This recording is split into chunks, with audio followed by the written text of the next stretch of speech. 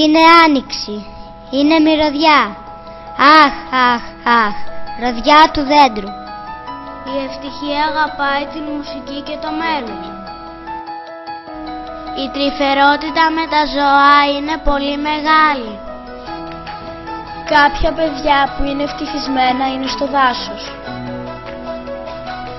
Δύο παιδιά που έχουν δεσμό κάνουν τον δρόμο της ζωής. Κολύμπαρχο γοργόνα να πας στην αχτή να βρεις ευτυχία. Ο Θεός του Παραδείσου βοηθά τους καλούς ανθρώπους. Παιδιά στην ωραία κρογιαλιά παίζουν και φτιάχνουν κάστρα. Πέτα ψηλά, κράτα γερά, να φτάσεις στην ευτυχία.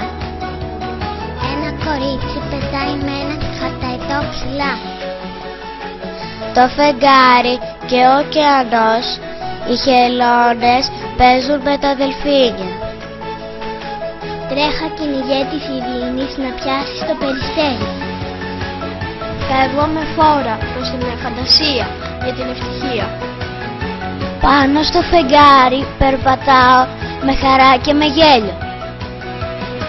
Πάνω στο φεγγάρι ταξιδεύω στα αστέρια με ευτυχία. Ήταν μια ομαδική εργασία του τμήματος Γ2.